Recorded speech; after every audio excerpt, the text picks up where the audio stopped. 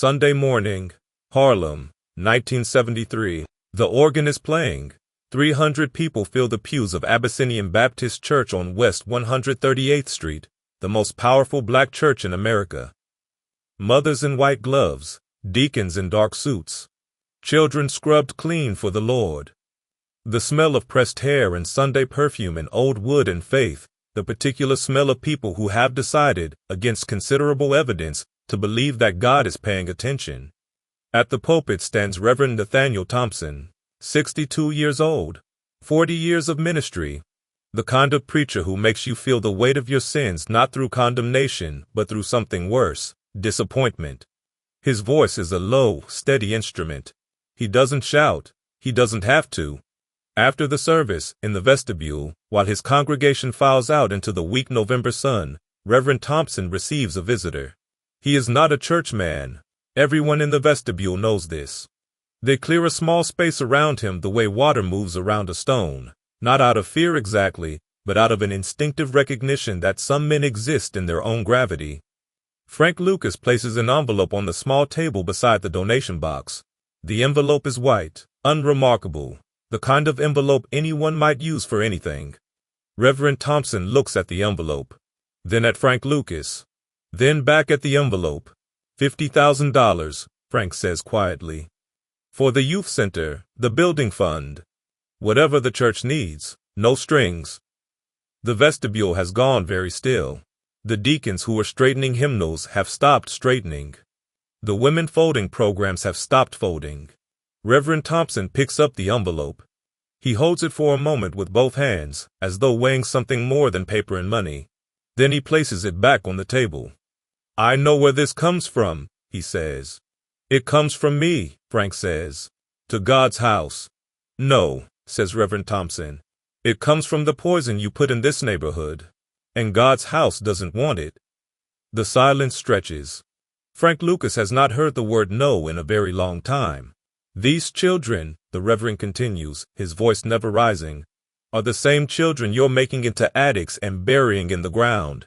I will not build their futures with the money that's killing them. Frank Lucas picks up the envelope. His face shows nothing. His eyes show something that, if you were watching closely, if you were the kind of person who looked at men the way Frank Lucas looked at men, you might recognize as the specific blankness that arrives when a man is confronted with a truth he has worked very hard not to think about. He puts the envelope in his jacket pocket. He nods once, almost formally, and he leaves. But here is what you need to understand. Frank Lucas came back.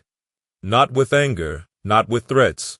He came back with something far more complicated. Something that would define the last years of his empire and the first years of his reckoning. He came back with a question. Is it possible to be both things at once? The man who builds and the man who destroys? The saint and the sinner? The protector and the predator? Harlem had been asking that question for 100 years. Frank Lucas just made it personal. Every criminal empire needs a story. Not the operational story, the sourcing, the distribution, the finance, the corruption. That story stays in the shadows. But every man who accumulates power in a community needs a public story, a narrative that explains why his presence is tolerated, why his name is spoken with something other than contempt, why the people around him choose, and it is always a choice, to look at what he provides rather than what he takes. In the Italian mob, this story took the form of neighborhood protection. The Godfather myth. We keep order. We solve problems the police won't. We are the government of people the government forgot. In Harlem's criminal tradition, the story took a different shape. Bumpy Johnson had mastered it, the numbers king who paid rent for struggling families, who funded community organizations, who appeared at funerals and graduations and community meetings as a stabilizing presence in a neighborhood that received very little stability from legitimate sources. Frank Lucas had watched Bumpy Johnson perform this role for 20 years. He had seen how it worked, what it required, what it produced. He had also seen something Bumpy never quite articulated, but which was visible in the texture of Bumpy's relationships in Harlem. The community narrative was not simply a mask. It was not pure performance. The men who were most successful at it, who maintained it longest, who made it most durable, were men for whom the performance and the reality had become genuinely entangled. Bumpy Johnson gave money to Harlem families and felt something when he did it. Whether that feeling was guilt, love, obligation, or some complex mixture that defied simple categorization, it was real. It shaped decisions. It created constraints that a pure predator would not have accepted. Frank Lucas understood this, and when he began constructing his own community presence in the late 1960s, as his operation grew from a substantial business to an empire, he brought to it the same strategic intelligence he brought to everything else. He started with what he knew: need. Harlem in 1968 was a neighborhood under siege from multiple directions simultaneously. The Great Migration had brought hundreds of thousands of Black Americans from the South, and the infrastructure of the neighborhood, housing, schools, medical facilities, social services, had never adequately expanded to meet the demand. The legitimate economy was retreating, as factories moved out of New York City and the manufacturing jobs that had sustained working-class Harlem disappeared. The civil rights movement had won legislative victories in Washington that were only beginning to translate, imperfectly and slowly, into changed conditions on the ground. In this environment, need was everywhere. Visible, undeniable, chronic need. Families who couldn't make rent.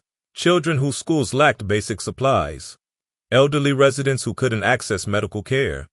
Young men with no legitimate employment who were being recruited, constantly and aggressively, into the same kind of work Frank Lucas was in. Frank Lucas moved through this landscape with the same eyes he had used to analyze the drug market supply chain. He saw where the gaps were. He assessed what it would cost to fill them. He calculated what the return would be. The return, he understood, was not primarily financial. The return was permission. Permission to operate.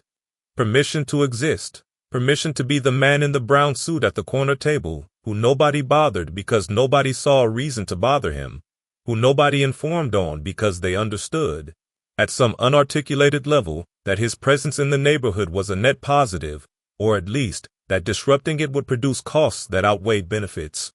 So Frank Lucas paid rent, not for one family, not occasionally, systematically, through a network of informal relationships. Frank Lucas ensured that evictions in certain buildings in certain blocks of Harlem did not happen. When a family got a notice, word reached certain people, and the rent was paid. No ceremony, no announcement, the problem simply resolved. He paid for funerals. In a neighborhood where a proper burial was a financial catastrophe for working-class families, Frank Lucas covered costs. He appeared at services, not conspicuously, not in the chinchilla coat, but quietly, as a man paying his respects, and left behind arrangements that meant the family didn't have to go into debt to bury their people. He funded youth basketball leagues. He bought Thanksgiving turkeys.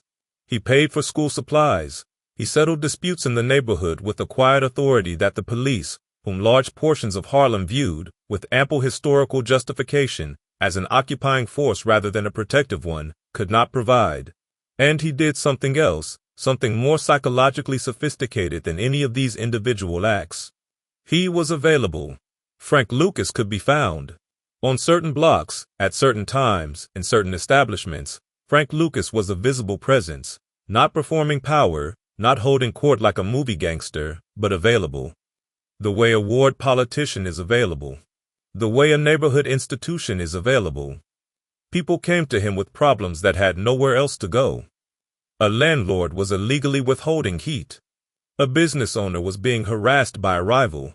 A young man had gotten into trouble and needed someone to intervene before the trouble became permanent. A family needed money for a medical procedure that insurance, if they had insurance, wouldn't cover. Frank Lucas solved these problems, not always through violence or threat. Often through money, through phone calls, through the particular authority of a man who was known and whose word meant something. The community image was, in this sense, genuinely earned. It was not a fiction layered over pure predation. It was a real set of relationships, real provisions, real problem-solving that existed alongside, and was funded by, an enterprise that was simultaneously destroying the community it served. This is the central paradox of Frank Lucas's community presence, and it is not a paradox that resolves cleanly. He was both things. Fully, simultaneously, without apparent internal contradiction. That is what made Reverend Thompson's rejection so significant. Because Thompson was not simply declining a donation, He was refusing to allow the paradox to stand unexamined. He was insisting that you could not be both things, that the money was not separable from its source, that the good works could not be extracted from the evil that funded them. Frank Lucas had built his entire community identity on the premise that they could be separated. And for years, for most of his operational life, Harlem had agreed. To understand the particular weight of Reverend Thompson's rejection, you need to understand what the Black church meant to Harlem in 1973. This was not simply a religious institution. In a neighborhood where legitimate political power was limited, where the police were adversarial, where the courts were distant and often hostile, the Black church was the closest thing Harlem had to a functioning civic institution. It was where community decisions were made, where disputes were arbitrated, where the social fabric was maintained and repaired. The preacher's authority was not confined to spiritual matters. It extended into the practical, the political, the economic. A preacher who endorsed a politician could deliver votes. A preacher who condemned a business could empty it. A preacher who blessed an enterprise lent it a legitimacy that no other institution in Harlem could provide. And a preacher who refused, who stood in his own vestibule and said, in front of deacons and church mothers and the visible community, "I know where this comes from," was doing something that went beyond declining a donation. He was drawing a line. The line said, there are limits to what community service can redeem.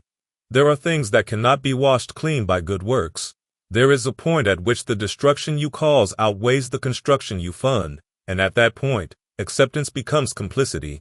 Frank Lucas had been operating for years in the comfortable territory on the other side of that line, the territory where community members, through silence and acceptance and occasional gratitude, had implicitly agreed that the balance was acceptable, that what he provided justified what he took. Reverend Thompson was saying the balance had shifted. What he was seeing, what the church was seeing, what the neighborhood's mothers and grandmothers were seeing with increasing clarity, was the human cost of blue magic made impossible to ignore. By 1973, heroin addiction in Harlem was not an abstraction. It was visible on every block. It was in the families of people who attended Abyssinian Baptist Church. It was the young men who had grown up in the neighborhood and were now hollow-eyed and unreachable. It was the children born dependent because their mothers were dependent. It was the funerals, and here was the grotesque irony, some of which Frank Lucas had paid for, the deaths caused by the product he sold cleaned up with the money the product generated. The church had been watching this for years. They had buried the children. They had counseled the families. They had run the addiction ministries, the support groups, the desperate interventions that sometimes worked and more often didn't. And then Frank Lucas walked into the vestibule with $50,000 and asked them to accept it. Reverend Thompson's rejection was the church saying, "We have been complicit in this silence long enough. We have taken what you've offered, the rents paid, the turkeys at Thanksgiving, the basketball leagues, and in taking it, we have given you permission. We have allowed the community to believe that the balance was acceptable. And we were wrong." This is where the story becomes more complex than a simple morality tale. Because Reverend Thompson was not wrong. But he was also not entirely right. The $50,000 he refused would have built a youth center that might have provided alternatives for young people who, in its absence, would have fewer options. The choice to refuse it on moral grounds was a genuine moral choice, but it was a choice that had real consequences for real children who needed real things. This is the trap that Frank Lucas had constructed, perhaps not deliberately, perhaps not even consciously, but effectively. By making himself indispensable, by filling gaps that no legitimate institution was filling, he had created a situation where rejecting his money meant accepting the absence of things the community needed. Reverend Thompson refused anyway, and the community watched to see what would happen next. What happened next surprised everyone, including Frank Lucas. He came back to the church. Not with money, with himself. He sat in a pew on a Sunday morning, not the back pew, not conspicuously, just a pew, and he listened to Reverend Thompson preach. He came back the following Sunday. And the Sunday after that. Nobody knows exactly what Frank Lucas was looking for in those Sunday morning services. He never spoke publicly about this period in a way that fully explained it. What the people who observed it described was a man going through something private and significant, a man who had been told a truth he had been avoiding, and who was, in his own oblique and unsentimental way, sitting with it. He didn't stop running his operation. That needs to be stated clearly. The blue magic continued to move. The country boys continued to distribute. The money continued to accumulate. But something shifted in the texture of Frank Lucas's community relationships in the final years of his operation. He became, by several accounts, more conflicted, less certain that the balance he had maintained, the simultaneous saint and sinner, protector and predator, was as stable as he had believed. Reverend Thompson had done something that the DEA, with all its resources and persistence, had not managed to do. He had made Frank Lucas uncomfortable in his own skin.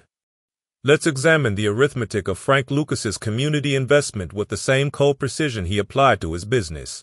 At the peak of his operation, roughly 1970 to 1973, Frank Lucas was generating an estimated $1 million per day in revenue. Even accounting for the enormous costs of the operation, the sourcing, the transportation, the country boys' salaries, the law enforcement corruption, the operating expenses, the net was staggering. Conservative estimates place his personal accumulation during this period in the range of $50 to $100 million. His community expenditures were real but proportionally modest. The rent payments, the funeral costs, the youth programs, the Thanksgiving distributions, the informal dispute resolutions. If you totaled all of it generously, you might reach several $100,000 annually, a meaningful number in absolute terms, a rounding error relative to what the operation was generating. The product that generated those revenues was meanwhile creating costs in the community that were orders of magnitude larger. The medical cost of heroin addiction, the lost wages of addicted workers, the burden on families of addicted members, the criminal justice cost, arrest, prosecutions, incarceration, for the low-level dealers and users that Blue Magic's market required, the deaths, and the economic and psychological cost of those deaths to families and communities. No one has ever done a comprehensive cost-benefit analysis of Frank Lucas's community impact. Such an analysis would be methodologically difficult and morally complicated, but even a rough accounting makes clear that the community giving was not a net positive for Harlem. The charity was real, the harm was larger. This does not mean the charity was meaningless. The families who kept their apartments because Frank Lucas paid the rent experienced something real and valuable. The children whose teams he funded received something real. The individuals whose problems he resolved benefited in ways that were genuine. But Reverend Thompson was doing something more sophisticated than a cost-benefit calculation when he refused the $50,000. He was making a point about moral economy, about what it means for a community to accept certain kinds of support, about how acceptance shapes perception, about what you normalize when you allow the line to blur. By accepting Frank Lucas's money, the church would have been telling its congregation, and the community it served, that the transaction was acceptable, that the harm could be offset by the charity, that the two were separable. This is the normalization that Reverend Thompson was refusing. Because normalization has consequences. When a community normalizes the presence of a heroin distributor as a community benefactor, it does not just tolerate his operation. It provides a template for the next operator and the next. It tells young men in the neighborhood that this is a legitimate path to community standing. It says that the way to earn respect in this community is to do what Frank Lucas does. And in the 1970s, with crack cocaine still years away but the infrastructure of Harlem's drug economy already established, with the next generation of operators watching and learning from Frank Lucas's model, this normalization had consequences that extended well beyond Frank Lucas himself. Reverend Thompson may not have articulated all of this in the vestibule. He probably didn't need to. He had been watching his community for 40 years. He understood, with the instinct of long experience, that something fundamental was at stake in that envelope. He gave it back. In Frank Lucas's telling of his own life, in the interviews, in the accounts of those who knew him, in the cultural mythology that grew up around him, there is a consistent gap. The human cost is present as an abstraction. It is acknowledged in general terms. Frank Lucas, in his older years, has spoken about regret, about the destruction the product he sold caused, about the addicts he saw in Harlem whose condition he understood to be connected to his operation. But the specific faces are missing. Let's supply some.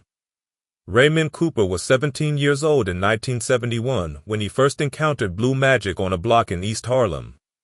He was a student at Benjamin Franklin High School. His mother worked as a home health aide.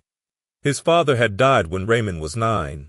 He was, by the accounts of his teachers, a young man of genuine intellectual potential, curious, well-read, with a particular gift for mathematics. By 1973, Raymond Cooper had dropped out of school. By 1974, he was dealing low-level for one of the Country Boys distribution networks. By 1975, he was using. By 1977, he was dead. He was 23 years old. His mother attended Abyssinian Baptist Church. She knew who had supplied the product that killed her son. She could not have proven it in court. She did not need to prove it in court to know it. She sat in the same pews that Frank Lucas would later sit in, listening to Reverend Thompson's sermons, and she contained within her the specific weight of knowing that the man who had helped run her son's neighborhood and helped destroy her son were the same man. Marcus Webb was a veteran of Vietnam who returned to Harlem in 1969 with a heroin addiction he had developed overseas, where the drug was cheap, abundant, and used widely by American soldiers as a way of managing the specific horror of that particular war. The VA had no adequate treatment program for him. His family had no resources to fund private treatment.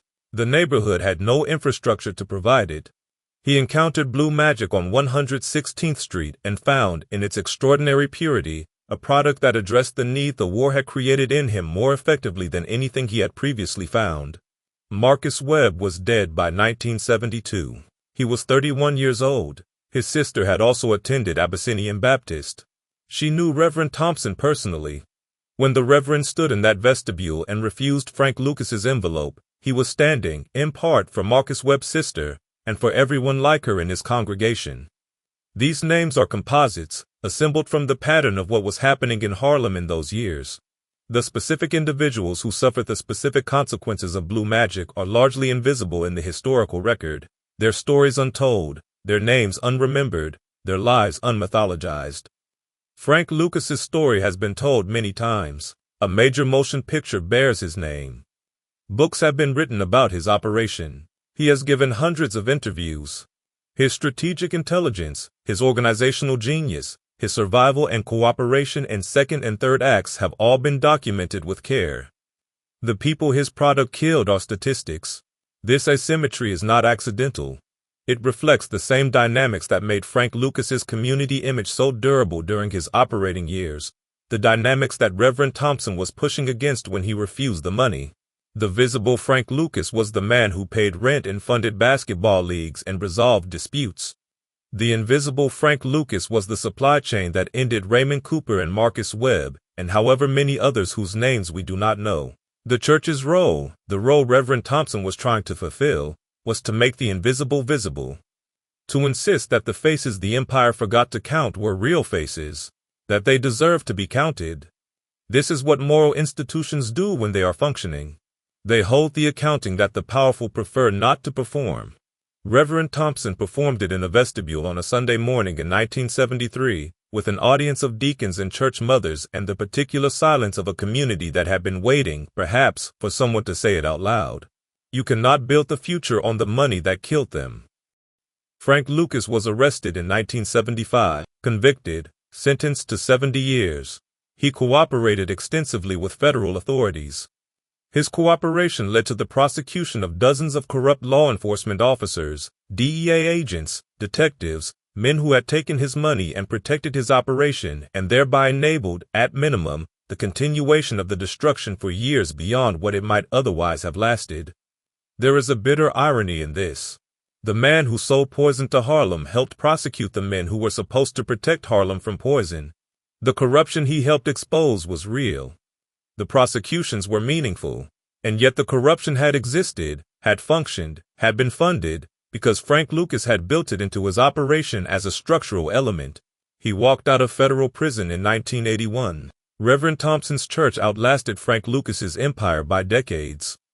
Abyssinian Baptist, in reality, in this story, a composite of the kind of institutional moral authority that the black church represented in Harlem, continued to serve its community through the crack epidemic of the 1980s, through the AIDS crisis, through the economic devastation of the Reagan years, through all the subsequent waves of destruction that washed over Harlem after Frank Lucas's operation ended. The church buried people, It counseled families. It ran programs. It did, in the absence of Frank Lucas's money, what institutions of moral community do. It found other ways. It did not build the youth center with the $50,000. It built something else instead, a moral clarity about what it would and would not accept, a standard that the community could point to, a line that had been drawn and held. Whether that line saved lives is impossible to calculate. Whether the youth center that might have been built would have saved lives is equally impossible to calculate. These are the impossible moral mathematics of the space Reverend Thompson occupied, the space where doing the right thing and achieving the best outcome are not always the same thing. Frank Lucas, in his later years, attended church. Not Abyssinian Baptist, specifically, but church. He became, by the accounts of those who knew him in his post-prison years, a man who held on to something like faith, not as a performance, not as a community image operation, but as a private practice. As a man sitting in a pew and trying to square accounts that probably cannot be squared. He never fully explained this. He was not, by temperament, an introspective man in his public presentations. But people who knew him said that Reverend Thompson's rejection had stayed with him, that the specific memory of that vestibule, that envelope returned, that simple and devastating sentence, "I know where this comes from," had never left him. Some accounting had been forced on him that day that he had been avoiding for years. The question that Reverend Thompson posed, can you be both things at once, the saint and the sinner, does not have a clean answer in moral philosophy either. What we can say is what Harlem's experience suggests. You can't be both things. Frank Lucas was both things, genuinely, simultaneously, without the contradiction canceling either element. The rent he paid was real. The addiction he funded was real. The community he protected was real. The community he poisoned was the same community. But being both things has a cost that the saint does not pay and the sinner does not pay. The cost is paid by the community that contains both of them. By Raymond Cooper's mother, carrying her knowledge through Sunday services. By Marcus Webb's sister, sitting in the pews. By the children who grew up in the neighborhood Frank Lucas served and destroyed, who inherited both the basketball leagues and the devastation, both the protection and the predation, both the complex man and his devastating consequences. Reverend Thompson drew his line not because he believed it would stop Frank Lucas. He was not naive. He knew that refusing the envelope would not close a single distribution point, would not recover a single addicted parishioner, would not bring back a single person the product had killed. He drew the line because someone had to. Because the community needed to know that someone saw both things clearly and refused to call them equal. Because moral clarity, even when it cannot save everyone, is not nothing. In Harlem in 1973, in a vestibule that smelled like Sunday perfume and old wood and faith, an envelope was returned. The man who received it put it in his jacket pocket and walked out into the November street. He came back on Sunday, and the next Sunday, and the Sunday after that, looking, maybe, for something the money had never been able to buy.